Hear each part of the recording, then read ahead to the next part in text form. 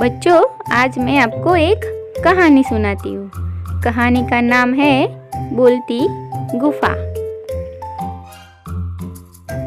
एक शेर था।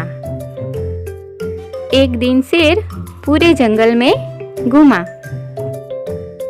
पर उसको एक भी शिकार मिला नहीं, इसलिए वह थक गया।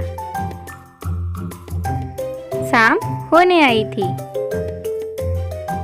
शेर खूब निराश हो गया और उसने कहा, कोई बात नहीं, आज मेरा उपवास हुआ। शेर अपनी गुफा की ओर जा रहा था। तभी उसकी नजर एक छोटी सी गुफा पर पड़ी। शेर ने सोचा, शायद मुझे इस गुफा में से कोई शिकार मिल जाए। शेर ने देखा तो गुफा खाली थी। शेर निराश हो गया। तभी उसके दिमाग में एक विचार आया। शाम होने आई है, यह गुफा जिसकी भी होगी वह अभी आता ही होगा। उसका शिकार करके मैं अपना पेट भर लूंगा। अभी मैं इस गुफा में छिपकर बैठ जाता हूँ। ऐसा सोचकर शेर उस गुफा में बैठ गया और इंतजार करने लगा। यह गुफा एक लोमड़ी की थी। शेर को ज्यादा इंतजार करना न पड़ा।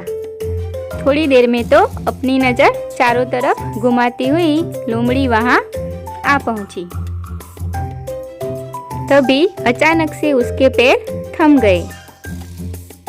उसका ध्यान गया कि अरे, ये तो शेर के पैरों के निशान हैं, जो गुफा के अंदर तो जाते हुए दिखाई दे रहे हैं, लेकिन गुफा के बाहर आते हुए नहीं दिखाई दे रहे। इसलिए शेर महाराज अंदर बैठकर शिकार का इंतजार कर रहे होंगे। अच्छा हुआ अंधेरा होने से पहले ही मैं अपनी गुफा तक आ पहुंची, वरना मुझे अंधेरे में शेर के पैरों के निशान देखने को नहीं मिलते। उसने कुछ सोचा। फिर वह ऊंची आवाज में बोली, गुफा ओ गुफा। फिर थोड़ी देर तक वह चुप रही। फिर से वह बोली, गुफा ओ गुफा, क्यों आज तुम बोलती नहीं हो? रोज तो मैं कहती हूँ कि गुफा ओ गुफा, तब तुम कहती हो कि आइए रे आइए। कैसा रहा आपका दिन? अंदर छिपकर बैठे शेर ने सोचा, हर रोज गुफा ऐसे बोलती हूँ, लेकिन आज मैं इस गुफा के अंदर हूँ, इसलिए गुफा मुझसे डर गई है। इसलिए वह कुछ बोल नहीं रही है। इसके बदले में मैं ही बोल दूँ तो? लोमड़ी फिर से बोली, गुफा ओ गुफा। तभी अंदर बैठा हुआ शेर धीरे से बोला, आइए रे आइए, कैसा रहा आपका दिन? शेर की आवाज से गुफा गूंज उठी।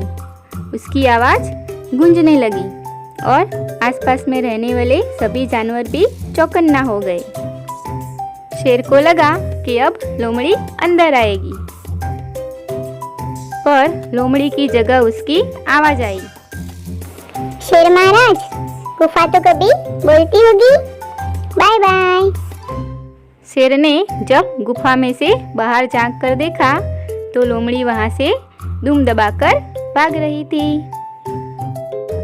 तो बच्चों, इस कहानी से हमें यह पता चला कि लोमड़ी ने कैसे समझदारी और चालाकी से शेर से अपनी जान बचाई।